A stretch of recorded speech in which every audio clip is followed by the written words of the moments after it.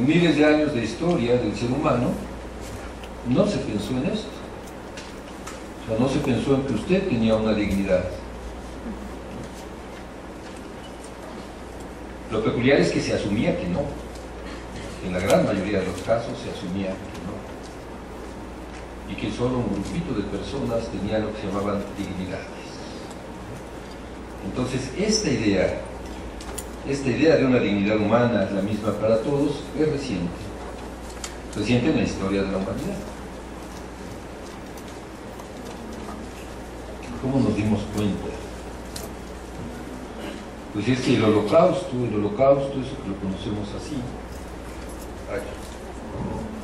El holocausto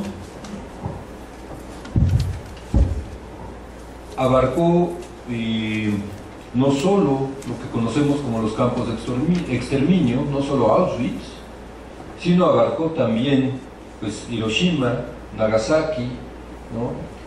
Barcos con prisioneros que no eran recibidos en ningún lado del mundo, etcétera, etcétera. Y a todos estos actos que sucedieron durante la Segunda Guerra Mundial, pues terminamos calificándolos como actos de barbarie ultrajantes para la conciencia humana. Actos de barbarie ultrajantes para la conciencia humana. Y eso fue lo que nos llevó a pensar en la dignidad humana. ¿Por qué? Porque antes de la Segunda Guerra Mundial habíamos confiado en determinados valores, ¿no? La igualdad, la libertad, la propiedad. Y todos esos valores se resquebrajaron durante la Segunda Guerra Mundial. Y al ser humano le quedó casi nada. Al ser humano le quedó casi nada. Y ese casi nada se expresó en muchos lugares al mismo tiempo como la idea de una dignidad humana. ¿Dónde? En la Carta de Creación de la ONU y después en la Declaración Universal de los Derechos Humanos de 1948. Ahí se invoca la idea de una dignidad humana. Esta idea provocó una gran expectativa. Esperamos mucho, suena bien, suena ambicioso, ¿no? Hemos invocado la dignidad humana. Esta expectativa sobre todo se manifestó en el mundo del derecho, en los tribunales constitucionales. Pero el derecho siempre es chiquito, siempre es insuficiente, como todo cuerpo de conocimientos. Y entonces el regocijo de la invocación de la idea de la dignidad humana terminó un poco transformado en desencanto. Ahora vamos a ver por qué. Una idea tan fuerte puede desencantar. ¿Cuándo nos desencantamos de una idea ambiciosa, como es la idea misma de dignidad humana? Pues nos desencantamos cuando, a pesar de los esfuerzos invertidos, no alcanzamos a comprender. En ese momento nuestra reacción puede ser el desencanto. Repito, cuando a pesar de los esfuerzos invertidos, no terminamos de comprender. Y en ese momento, una de las reacciones puede ser el desencanto, ¿no? Esto sonaba muy bonito, pero no entendí de qué se trataba. En este caso, en el caso de la idea de dignidad humana, el derecho, los tribunales constitucionales han dedicado mucho esfuerzo, pero desde una sola perspectiva, la perspectiva jurídica. Y ese es un error. Para un tema como este, ese es un error. El derecho todavía no puede decir nada acerca de la dignidad humana.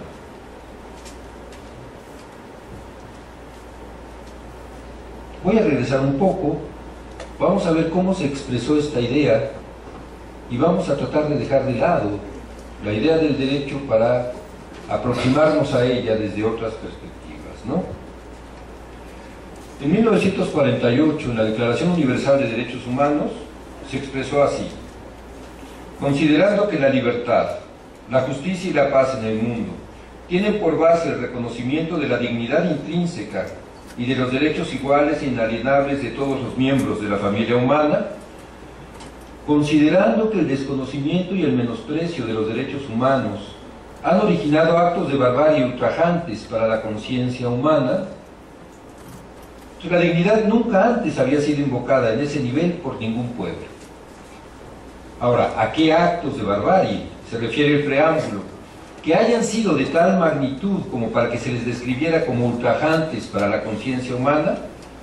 ¿Y cuál es el significado de la dignidad humana para que su reconocimiento se haya considerado como condición de la libertad, de la justicia y de la paz? La referencia es clara. Se alude a los horrores del nazismo, a lo que hoy identificamos como el Holocausto, ese que vemos en las películas. Claro, lo vemos muy parcialmente, lo vemos solo desde un lado. Los malos contra los buenos, el pianista. Nosotros somos el pianista, no somos los alemanes. Pero eso es más complicado, esto es más complicado. No se trata de malos contra buenos. En fin, el Estado alemán en 1933 tenía una obligación con sus ciudadanos, con todos sus ciudadanos en 1933, con sus ciudadanos gitanos, judíos, homosexuales o discapaces, disidentes políticos o vagabundos. A todos ellos les debía, según el contrato social, paz y seguridad. El régimen nacionalsocialista construyó un orden nuevo, un orden legal, un orden que debía proporcionar paz y seguridad, pero solo a algunos, a los privilegiados, a los llamados por sí mismos arios.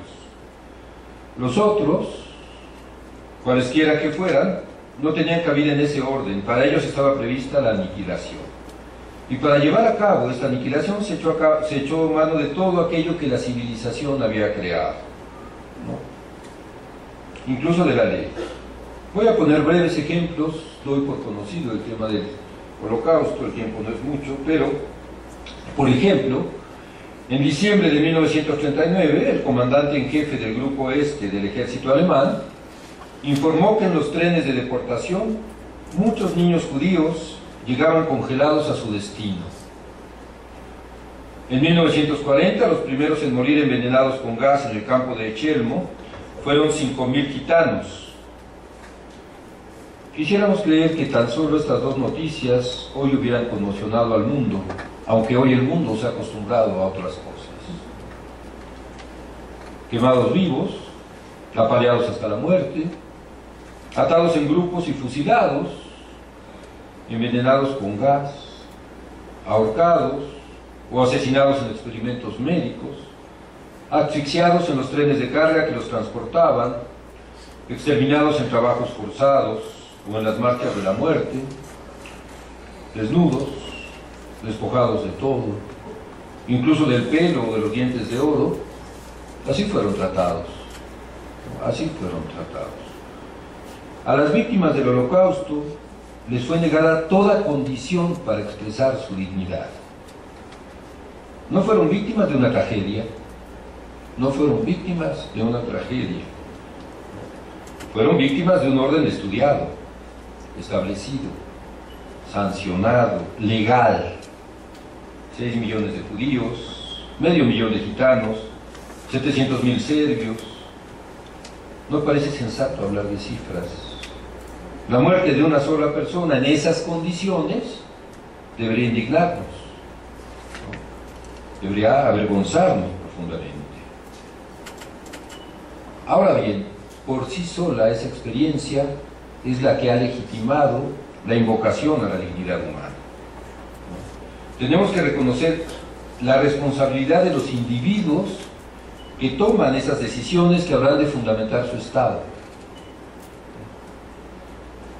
Hoy consideramos las declaraciones de derechos como actos instituyentes, ¿no? Como actos que dan forma a la sociedad. Revisemos las siguientes aserciones. En 1948 la comunidad mundial decidió hacer suyo el principio de respeto, protección y promoción de la dignidad humana.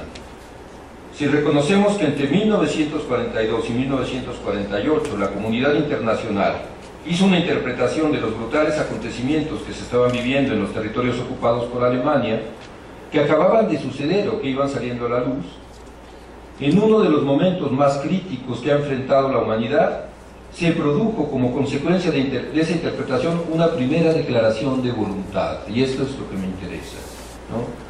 La voluntad de que no se repitieran esos acontecimientos ni las condiciones que los generaron. Los representantes de esa comunidad tomaron en ese momento la decisión de formalizar esta idea, la Declaración Universal de Derechos Humanos. Esta formalización y el instrumento que se escogió permiten identificar la invocación jurídica inicial de la dignidad humana como un principio postulado para tener vigencia en todas las manifestaciones de un incipiente orden jurídico universal. Entonces, lo que está implícito en esa declaración, y es la primera vez que se habló de dignidad humana en serio y de manera universal, es esto. Dice ahí, o está implícito: tomarás posición frente a la realidad conforme a lo que proclamo. Ese es a lo que nos invita la Declaración Universal. Tomarás posición frente a la realidad conforme a lo que proclamo. Y lo que aquí se proclama es que los nuevos pactos se habrán de sustentar en el respeto por la dignidad humana. Antes no. Se dan cuenta que reciente, 1948. Antes, los presupuestos habían sido, dije, la igualdad, la propiedad, determinadas formas de libertad, pero no para todos, ¿no? Entonces, 1948 es la primera vez en la historia que se manifiesta como importante la idea de universalizar la dignidad humana, ¿no? Esto, dije, pone en evidencia lo legítimo de la invocación. Es legítimo haber invocado la dignidad humana. Sin embargo, eso todavía no nos dice qué significa. La pregunta inicial sigue en pie.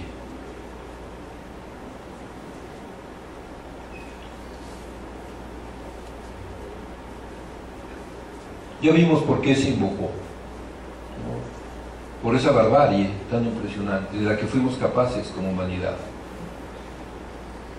Pero no sé si todavía eso les dé una respuesta de qué es. Ya sabemos por qué se invocó, pero ¿qué es? ¿Qué es su dignidad? ¿O qué es su dignidad? Y sin embargo, ¿es importante para usted su dignidad? Pues sí, ¿no? Casi me dice, es evidente que sí. Pero siendo evidente que sí, no sabemos suficientemente qué significa o qué es. Que un concepto como este no resulte operativo para el derecho, como no ha resultado, los tribunales constitucionales llevan 60 años pensando qué es esto y cómo lo aplicamos al derecho.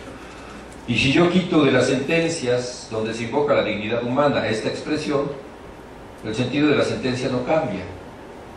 Quiere decir que no es una idea propia del derecho. En esta plática no voy a abundar en la parte jurídica, es decir, no voy a decir por qué se han equivocado los tribunales, sino simplemente que se han equivocado.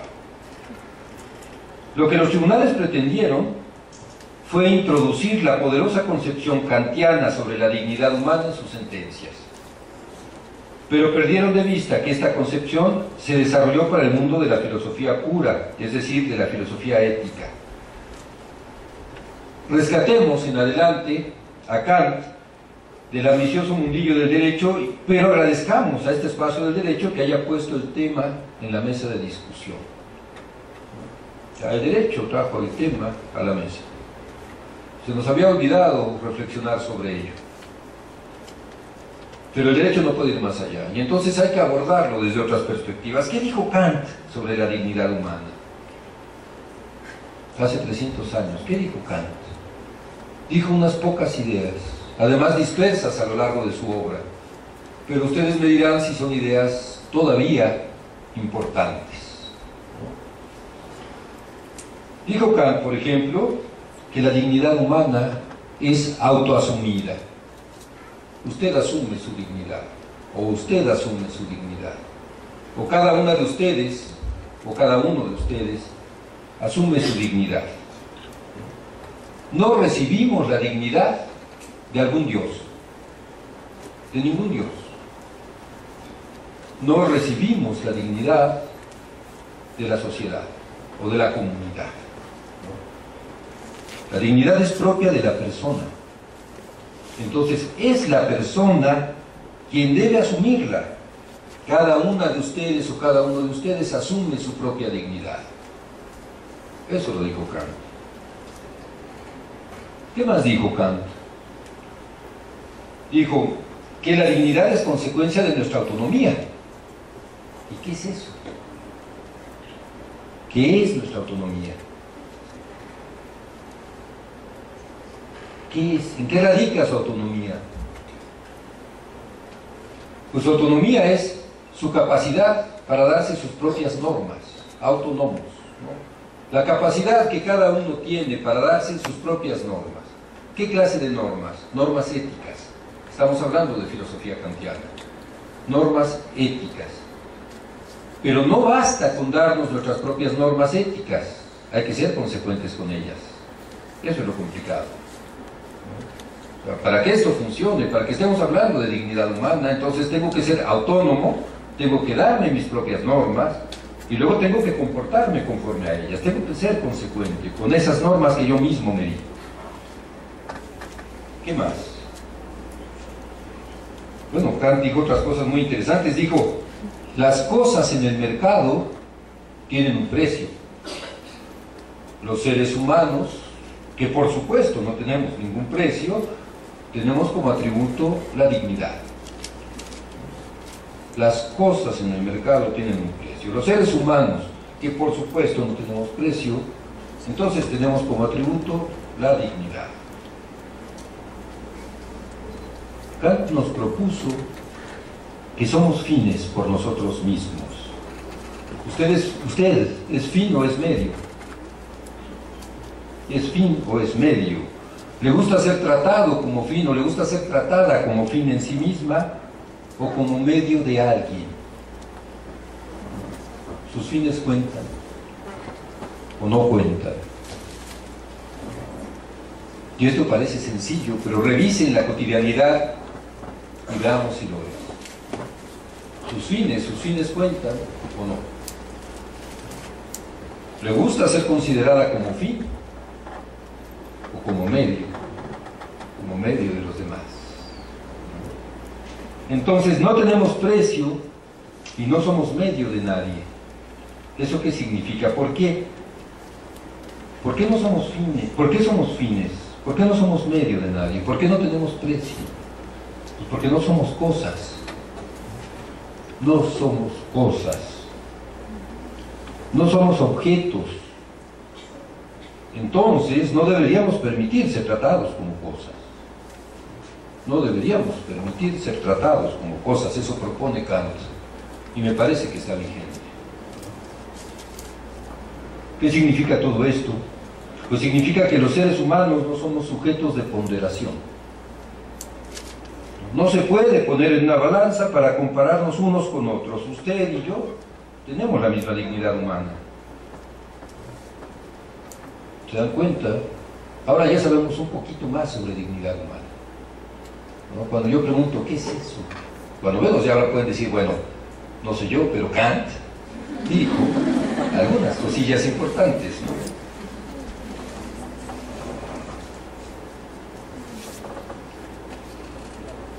Kant tiene dos límites. Un límite lo decidió y otro lo hemos descubierto recientemente. Sobre el límite que Kant mismo se impuso, no voy a hablar.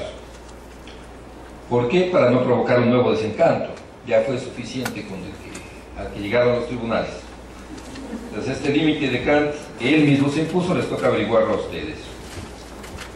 Sobre el límite que Kant no percibió y que hemos descubierto recientemente, lo hemos descubierto como se descubre el agua tibia, ¿eh? Es decir, todos la descubrimos, pero bueno, siempre es grato sentir el agua tibia, ¿no? Sobre ese límite, del que Kant no fue consciente, sobre ese sí hablaré.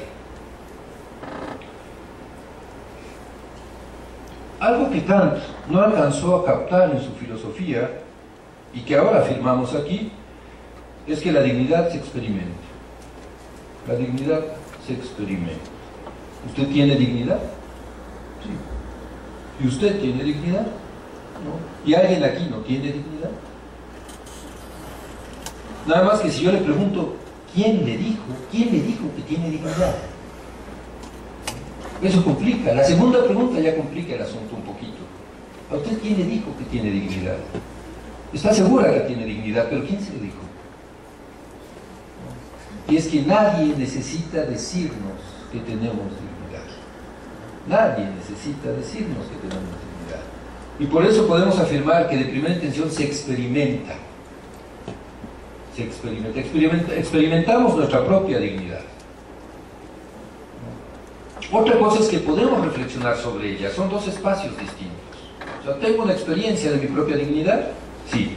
Y además puedo reflexionar sobre ella como lo hizo Kant, nada más que a Kant le llevó como 40 años reflexionar sobre ella. Así que tenemos como 40 minutos, ¿verdad? Poco tiempo.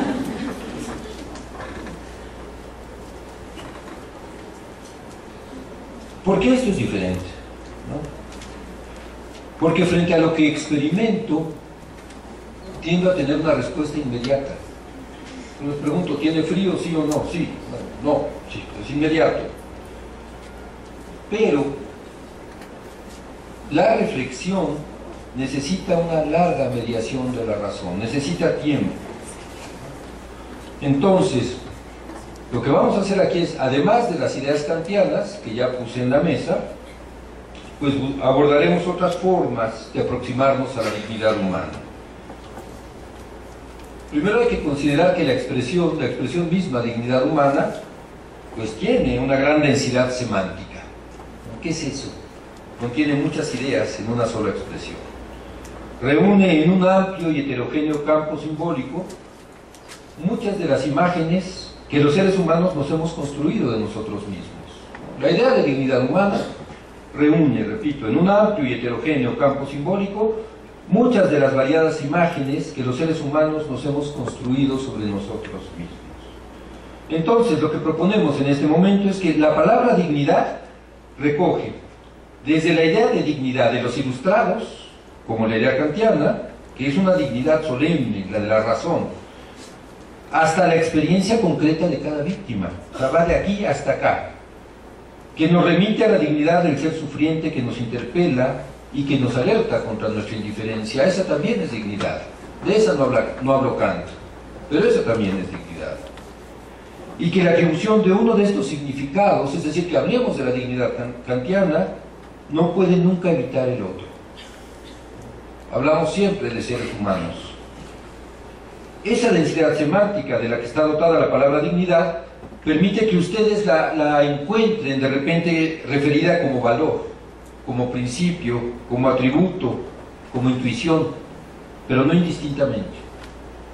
No indistintamente. Tengo que ver que estoy leyendo para saber si estoy de acuerdo con que pueda ser un valor, o un principio, o una intuición, etc. ¿No?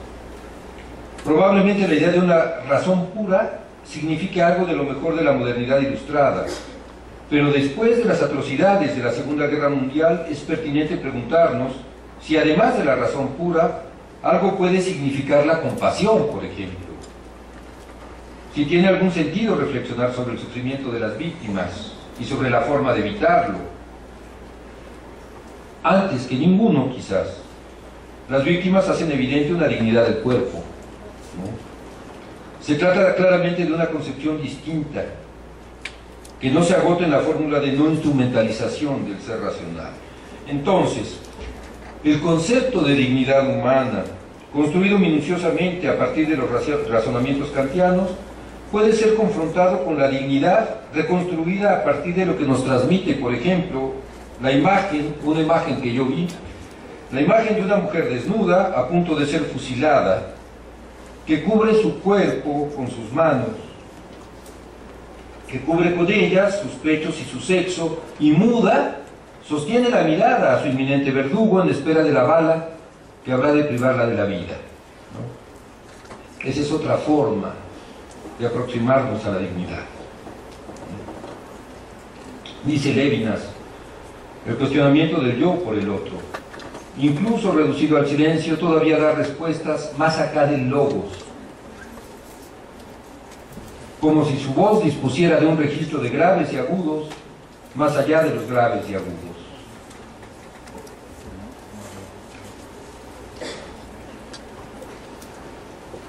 Entonces, la dignidad es actual y concreta. Es actual y concreta. Nace de una afirmación, y repito, estoy ya hablando de otras aproximaciones distintas a la kantiana. Nace de una afirmación: he aquí un ser humano. Y donde hay un ser humano, su dignidad no necesita mostrarse. Está ahí. Aparece en todo caso como una intuición ética primigenia, como la conciencia de la propia condición. Una conciencia que se manifiesta en la aserción categórica de la víctima: yo no merezco esto. Esta dignidad no es enajenable, a nadie se le puede privar de ella, aunque se le coloque en las peores circunstancias. Se puede sí pretender renunciar a ella como lo hace el verdugo, pero ni el verdugo puede renunciar a su propia dignidad, ¿no? Porque serlo no lo transforma en una cosa, solo degrada su conducta en tanto ser humano. A la víctima, pese a las apariencias, no se le puede privar de su dignidad, solo le pueden ser reducidas las condiciones en las que ella puede hacerse presente. Entonces, no hay que confundir el concepto de dignidad que hayamos podido elaborar para la filosofía con la experiencia de la dignidad, ¿no? Para elaborar un concepto invariablemente se necesita una larga mediación de la razón, la experiencia en cambio es inmediata. Para ir cerrando la exposición, quisiera abordar una forma más de aproximarnos a este tema. Nos podemos aproximar a la comprensión de la dignidad humana también desde la indignación. También desde la indignación. ¿Y cómo hacemos eso? Bueno, hay tres expresiones que me parecen especialmente relevantes para comprender este tema. Las expresiones no, ya basta y nunca más, por poner ejemplos. La expresión no es tan fuerte que permite transformar una relación sexual consentida en una violación. En el momento mismo en que se transgrede el no, entonces un acto consentido se transforma en una violación. Y la violación, entre otras cosas, afecta a la dignidad de la persona. Entonces, así de poderoso es el no para comprender la dignidad humana. Podemos aproximarnos a ella también desde el nunca más. Si nos remitimos a la experiencia de las dictaduras en el Cono Sur, que llegaron incluso a nuestro país, ¿verdad?, durante los años 70, y que nos hablan de, no sé, 300.000 muertos por parte del Estado en Guatemala, nada más por poner un pequeño ejemplo, ¿no? Esa expresión nunca más cobra significado, que nunca más se repita esto. Que nunca más se repita esto, que es la idea primera de la invocación a la dignidad, ¿no? La otra expresión que nos permite conocer este tema desde la indignación, pues sería el ya basta.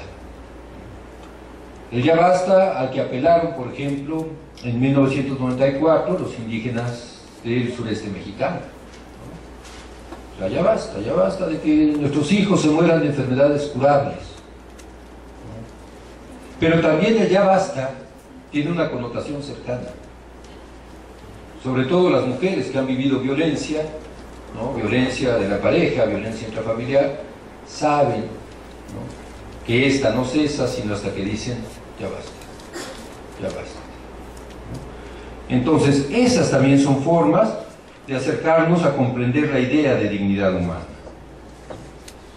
Son formas que no fueron tomadas por Kant, que nos hablan de urgencia, que nos hablan de la supervivencia del individuo concreto,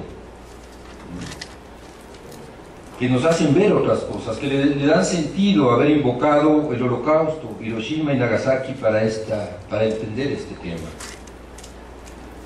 Por último, pues, hoy reconocemos, creo yo, la misma dignidad para la persona recién nacida y para la persona moribunda. ¿Se puede medir la dignidad humana? ¿Se le puede determinar? ¿Conocemos ya sus límites como conocemos los límites del cuerpo? Podemos valorar, por ejemplo, cuándo ha sido dañada la integridad física de una persona. Podemos también evaluar si la integridad psíquica ha sido afectada y en el extremo si se ha quebrantado la integridad emocional. Pero todavía no sabemos mucho sobre la dignidad.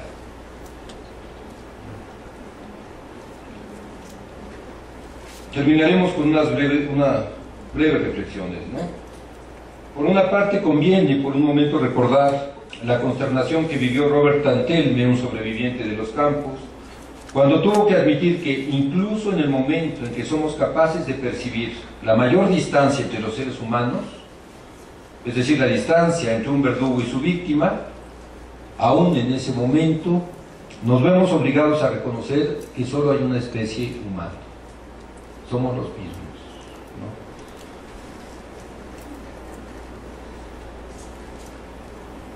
Ahora, la pregunta es, cuando le negamos, por ejemplo, a una persona el mínimo de reconocimiento, de respeto y atención que merece, ¿qué estamos pretendiendo para nosotros? Voy a narrar un ejemplo de todas estas cuestiones, obligado ya por el tiempo, ¿no? Hoy en México, por ejemplo, ¿no? cuando simplificamos este tema, se afirma que algunos migrantes son reclutados forzadamente en su camino hacia la frontera por grupos del crimen organizado.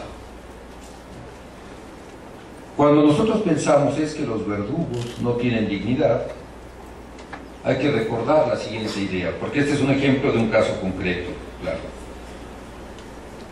Cuando es detenido alguno de estos migrantes por agentes del Estado, alguien se pregunta, por ejemplo, por el terror que debió padecer cuando fue literalmente secuestrado para integrarse a la actividad criminal. ¿O nos conformamos con que se le exhiba en la tele como un trofeo? Cayó un sicario. ¿Qué vamos a hacer? ¿Qué vamos a hacer para restaurar esta dignidad de tanta y tanta gente que ha resultado dañada? Frente a lo que consideramos grandes atrocidades, como incluso las que estamos viviendo hoy, podemos preguntarnos por la dignidad del victimario, lo mismo que por la dignidad de la víctima, y decidir de una vez si consideramos, repito, que existe una sola especie humana. Si es así, nos queda mucho por trabajar. ¿Qué merezco yo? ¿Qué merece su hijo? ¿Qué merece ella? ¿Importa para eso la condición de víctima o de victimario? Por eso es importante mantener presente el tema de la dignidad más allá de las discusiones jurídicas, precisamente para que pueda mantenerse la libertad de la discusión, ¿no? Queda claro, pues, que esta plática no ha podido ser sino un brevísimo atisbo que deja entrever una abrumadora tarea pendiente. Una tarea que me parece cada vez más necesaria, como es la de contribuir, y les corresponde a ustedes, a una resignificación profunda de la idea de una dignidad humana. Recordemos la certeza del merecimiento. He aquí un ser humano, y donde hay un ser humano, su dignidad no necesita mostrarse, ha sido reconocida ya. Históricamente en eso consiste también nuestra dignidad, en habernos reconocido merecedores de una condición fáctica, una condición de hecho, que no se satisface con el derecho sino con las acciones, y solo la memoria nos ha permitido saber lo que merecemos o no y lo que queremos permitir o no. En ese sentido reiteramos que hablamos en esta pequeña disertación de una dignidad que debe ser atribuida sin condiciones a cada uno de los seres humanos, no únicamente en calidad de entes racionales ni de ciudadanos de un estado particular, sino como una dignidad asumida por cada quien, pero necesariamente compartida en tanto conciencia históricamente desarrollada de una condición que merecemos, porque ahora, sencillamente, así lo hemos decidido. Gracias.